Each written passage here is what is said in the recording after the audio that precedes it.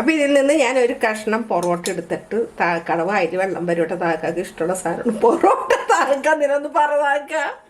സ്നേഹത്തോടെ എല്ലാവർക്കും ആമിനാസ് അടുക്കളയിലേക്ക് സ്വാഗതം. എല്ലാവരും സുഖമായിരിക്കുന്നുള്ളൊരു വിശ്വാസം. ഇവിടെ ഞങ്ങൾ എല്ലാവരും സുഖമായിട്ടിരിക്കുന്നുണ്ട് എന്നും പറയുന്ന പോലെ തന്നെ. ഇത് കണ്ടില്ലേ, എൻ്റെ അദീന നല്ല ഭംഗിയിൽ ഒരു കൊലയിൽ 1 2 3 4 പൂക്കൾ വിടർന്ന് നിൽക്കുന്ന മുട്ടകൾ ഒക്കെ ആയിട്ട് നല്ല ഭംഗിയുള്ള. പക്ഷേ ഇത് മഴക്കാലത്ത് നമ്മളിത് മാറ്റി വെച്ചില്ല എന്നുണ്ടെങ്കിൽ തണ്ട് ചീല് പോകും. അതുകൊണ്ട് ഞാൻ മഴ കൊള്ളാത്ത രീതിയിൽ എൻ്റെ എല്ലാ ചട്ടികളും അങ്ങോട്ട് മാറ്റിയിരിക്കുകയാണ്. അപ്പോൾ ആകെ മഴ വന്നപ്പോൾ നമ്മുടെ പുല്ലൊക്കെ വീണ്ടും വീണ്ടും മായി പുല്ലൊക്കെ പറിക്കുക, ഇത് തന്നെ പണിയുള്ളൂ. അപ്പോൾ എന്താണ് അതൊക്കെ അവിടെ നിൽക്കട്ടെ. അപ്പോൾ ഇന്ന് ഞാൻ നിങ്ങളുടെ മുന്നിൽ കൊണ്ടുവരുന്നത് ഒരു കിടിലെന്ന് തന്നെ പറയാം. അത് എന്താണെന്നുള്ളത് നമ്മൾക്ക് നേരെ കിച്ചണിലോട്ട് പോകാം. അതല്ലേ നല്ലത്? വരും. അപ്പം ഞാനിവിടെ ഒരു 1/2 കിലോ ചിക്കൻ എടുത്തിട്ടുണ്ട്. ചെറിയ പീസാണ് അത്. ഇന്ന പോലെ എന്താണ് ദശക്കട്ട മാത്രമല്ല എല്ലോട് കൂടിയുള്ള പീസാണ് ഞാൻ എടുത്തു വെച്ചിരിക്കുന്നത്. ഇതിലോട്ട് നമ്മൾക്ക് പാകത്തിനുള്ള ഉപ്പൊടി ഇട്ട് കൊടുക്കണം. അതുപോലെ തന്നെ ഒരു 1/2 ടീസ്പൂണോളം മഞ്ഞൾപ്പൊടി, പിന്നെ 1 ടീസ്പൂണോളം എരിവുള്ള മുളക് പൊടി 1 ടീസ്പൂണാണ് ഇട്ടിരിക്കുന്നത്. പിന്നെ 1 ടേബിൾ സ്പൂണോളം കാശ്മീരി മുളക് പൊടി ഇട്ട് കൊടുക്കുന്നുണ്ട്. പിന്നെ ആവശ്യത്തിന് 1 ടേബിൾ സ്പൂണോളം കോൺഫ്ലവർ ഇട്ട് കൊടുക്കുന്നുണ്ട്. പിന്നെ ഞാനൊരു സാധനം എടുക്കാൻ മറന്നട്ടോ, ഞാൻ അത് എടുക്കട്ടെ. 1 ടീസ്പൂണോളം ചെറിയ ടീസ്പൂൺ 1 ടീസ്പൂണോളം കുരുമുളക് പൊടി ഇട്ട് കൊടുക്കുന്നുണ്ട്. എന്നിട്ട് ഇതെല്ലാം കൂടി ഒന്ന് നല്ല പോലെ ഒന്ന് തിരുമ്മി പിടിപ്പിക്കണം.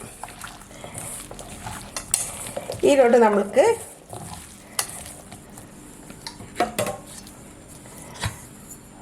കുറച്ച് ഓയിൽ ഒഴിച്ചു കൊടുക്കണം.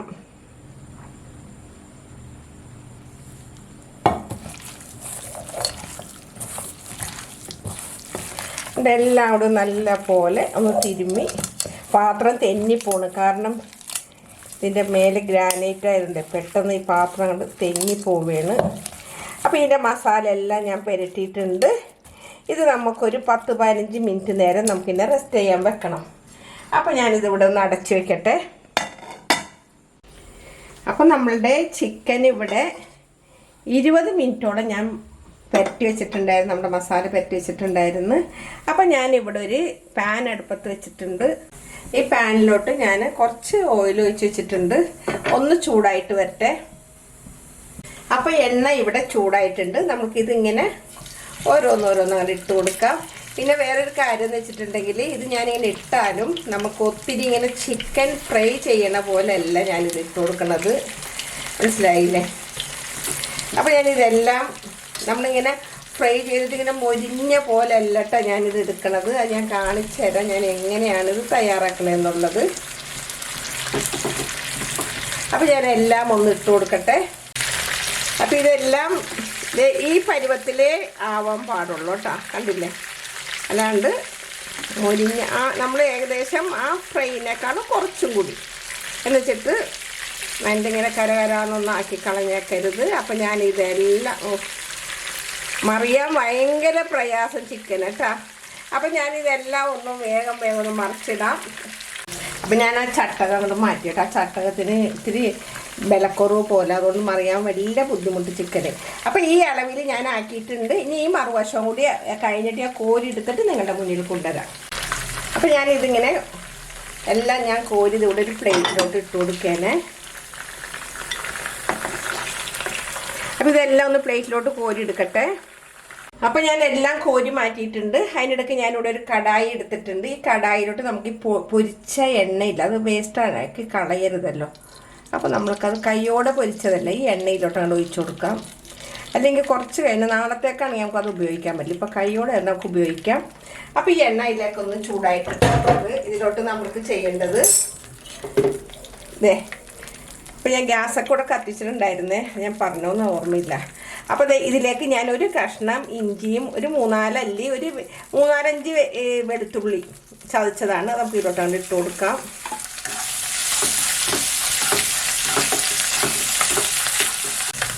അപ്പോൾ ഇത് മൊരിഞ്ഞിവിടെ വരുന്ന സമയത്ത് ഇതേ ഞാനൊരു വലിയ 2 സവാളയാണ് ഇതുപോലെ നീളത്തിലൊക്കെ ആയിട്ട് കനം കുറഞ്ഞ അരിഞ്ഞതാണ്. ഇത് നമുക്ക് ഇതിലോട്ട് ഇട്ട് കൊടുക്കാം.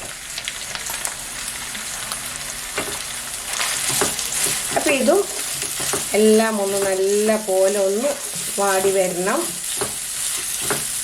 അപ്പോൾ നമ്മൾ ഈ പൊരിച്ച എണ്ണയിൽ പൊരിച്ചത് കൊണ്ടിട്ട് ഈ സവാള ഇട്ടുകൊണ്ടിട്ടാണ് ഈ ചുമന്ന കളർ എല്ലാവർക്കും അറിയാമല്ലോ. അതിപ്പോൾ ഞാനത് ഇങ്ങനെ പറഞ്ഞതേ ഉള്ളൂ. അപ്പോൾ ഇതിലോട്ട് നമ്മൾക്ക് ഇതേ കുറച്ച് കറിവേപ്പില ഇട്ട് കൊടുത്തേക്കാം. കറിവേപ്പില നമ്മൾ ഇട്ടിട്ടുണ്ടായിരുന്നില്ല. അതുപോലെ തന്നെ ഇതേ ഞാനിവിടെ നല്ല പഴുത്ത ഒരു തക്കാളി അരിഞ്ഞ് വെച്ചിട്ടുണ്ട്. ആ തക്കാളി കൂടെ അങ്ങനെ ഇട്ട് കൊടുക്കാം.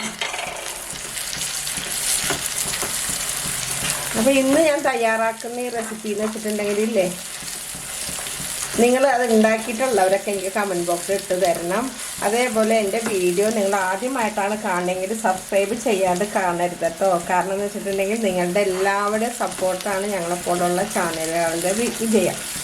അപ്പോൾ അതൊന്നും നിങ്ങൾ മറക്കരുത്. അപ്പോൾ ഇതിലോട്ട് ഞാൻ ഒരു 1/4 ടീസ്പൂണോളം കൂടി മഞ്ഞൾപ്പൊടി ഇട്ട് കൊടുക്കുന്നുണ്ട്. നമ്മൾ മഞ്ഞൾപ്പൊടി ഓൾറെഡി നമ്മൾ ആ പൊരിച്ചയിലേക്ക് നമ്മൾ പുരട്ടിയിട്ടുള്ള മസാല പുരട്ടിയപ്പോൾ അതിൽ പുരട്ടിയതാണ്. എന്നിരുന്നാലും ഇനിയും പുരട്ടണം. അപ്പം ഞാൻ ഇതിൽ മഞ്ഞൾപ്പൊടി കുറച്ചുകൂടി പുരട്ടണം എന്നാണ് പറഞ്ഞത്. ഞാൻ ഇടണം എന്നാണ് കേട്ടോ പറഞ്ഞത്. അവിടെ ഇപ്പോൾ പറയണത് നീ പറഞ്ഞതിൽ ചെറിയൊരു മിസ്റ്റേക്ക് വന്നു എന്ന് പറഞ്ഞു. ശരി തന്നെയാണ്, അത് ചെറിയ മിസ്റ്റേക്ക് അല്ല, ഒരു വലിയ മിസ്റ്റേക്ക് തന്നെയാണ്. അപ്പോൾ ഇതിലേക്ക് ഞാനൊരു 1.5 ടേബിൾ സ്പൂണോളം മല്ലിപ്പൊടി ഇട്ട് കൊടുക്കുന്നുണ്ട്. അതേപോലെ തന്നെ അതെ കണ്ടില്ലേ, ഇത് ഞാൻ 1 ടേബിൾ സ്പൂണോളം എരിവുള്ള മുളക് പൊടിയും 1.5 ടേബിൾ സ്പൂണോളം കാശ്മീരി മുളക് പൊടി കൂടി ഞാൻ എടുത്തിട്ടുണ്ട്. അതും കൂടി നമുക്ക് ഇതിലോട്ട് അത് ഇട്ട് കൊടുക്കാം. അപ്പോൾ എരിവ് അത്രയധികം ഉണ്ടാവില്ല, പിന്നെ എരിവൊക്കെ നിങ്ങളുടെ പാകത്തിന് എടുത്തോ. അപ്പോൾ ഇതൊന്നും എല്ലാം കൂടി അങ്ങനെ നല്ല പോലെ പുരട്ടിയതിന് ശേഷം കണ്ടില്ല, ഈ രീതിയിൽ വേണം മസാല നല്ല പോലെ ഇതിൽ കിടന്നിട്ട് ഒന്ന് മൊരിഞ്ഞ് വരട്ടെ. അപ്പോൾ ഇതൊക്കെ നല്ല പോലെ കണ്ടില്ലേ, എണ്ണ തെളിഞ്ഞ് വരുന്നുണ്ട്. ഇതിലോട്ട് ഞാനിതേ കുറച്ച് ചൂടുവെള്ളം എടുത്തിട്ടുണ്ട്. ഈ ചൂടുവെള്ളം നമുക്ക് ഇതിലോട്ടാണ് ഒഴിച്ചു കൊടുക്കാം.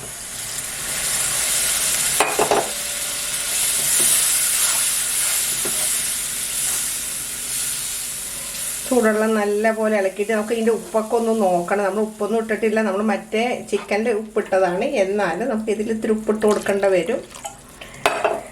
അപ്പോൾ ഇതൊന്ന് തിളക്കുമ്പോഴേക്കും നമുക്ക് ഇതിൻ്റെ ഉപ്പൊക്കെ ഒന്ന് നോക്കണം. ഉപ്പൊക്കെ ഇട്ടിട്ട് മറ്റേ മസാലയും കൂടി ഇട്ടിട്ട് വേണം നമുക്ക് ഉപ്പൊക്കെ നോക്കാനായിട്ട്. നമ്മളിതുവരെ ഉപ്പിട്ടിട്ടില്ലല്ലോ. അപ്പോൾ ഇതൊന്ന് തിളച്ച് വരട്ടെ. അപ്പോൾ ഇതിലോട്ട് നമുക്ക് ലേശം ഉപ്പ് ഇട്ട് കൊടുത്തേക്കാം. ഇതെല്ലാം ഒന്ന് ഇളക്കിയതിന് ശേഷം നമ്മൾക്കിനി ചെയ്യേണ്ടത് കുറച്ച് ഗരം മസാലപ്പൊടി ഇട്ട് കൊടുക്കണം. 1 ടീസ്പൂണോളം ഗരം മസാലപ്പൊടി ഇട്ട് കൊടുക്കണം. നമ്മൾ ഗരം മസാലപ്പൊടി ഇതുവരെ ഇട്ടിട്ടുണ്ടായിരുന്നില്ല. അപ്പം നിങ്ങൾ വിചാരിക്കുന്നുണ്ടാവും എന്താ അവനകത്ത് മറന്നു പോയതാണോ? ഇല്ല, മറന്നതല്ല, അതൊക്കെ ലാസ്റ്റ് ഇടാമെന്ന് വിചാരിച്ചിട്ടായിരുന്നു. എന്നിട്ട് നമുക്കിത് ഈ ഫ്രൈ ആക്കിയിരിക്കുന്ന ഈ ചിക്കനിലോട്ടാണ് ഇട്ട് കൊടുക്കാം.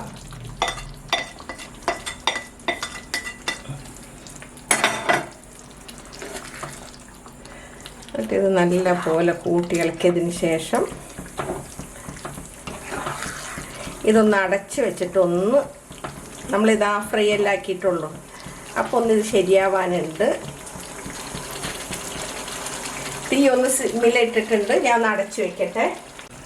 അപ്പോൾ ഇതിലൊരു 2-3 മിനിറ്റ്, ഏകദേശം ഒരു 3 മിനിറ്റ് ശരിക്കും ഒന്ന് ആയി വരട്ടെ. അപ്പോൾ നമ്മളുടെ കറി ഇവിടെ തുറന്ന് നോക്കാം. പൊളി കറി ആയിട്ടുണ്ട്. നിങ്ങൾ വിചാരിക്കരുത് അയ്യോ ഇത് നല്ല റെഡ്, പക്ഷേ ഇത് ഞാനിതിൽ മറ്റേ കാശ്മീരി മുളക് ചേർത്തത് കൊണ്ടാണ് ഇത്രയും കളർ തോന്നിക്കുന്നത്. അപ്പോൾ കാശ്മീരി മുളക് ഉണ്ടെങ്കിൽ അത് ചേർത്താൽ കുറച്ചും കൂടി കാണാൻ ഭംഗിയായിരിക്കും. അപ്പോൾ ഇതിലോട്ട് നമ്മൾക്ക് ഇല്ലേ ഞാനൊരു തക്കാളിയും കൂടി ഇതിലോട്ട് അങ്ങോട്ട് ഇട്ട് കൊടുക്കുന്നുണ്ട്. അതുപോലെ തന്നെ നമുക്ക് കുറച്ച് മല്ലിയിലയും കൂടി ഇങ്ങനെ അങ്ങോട്ട് തൂക്കി കൊടുത്തേക്കാം. മനസ്സിലായില്ലേ? എപ്പോൾ വേപ്പിലിടുമ്പോഴും ഒരെണ്ണം പുറത്തു പോകും.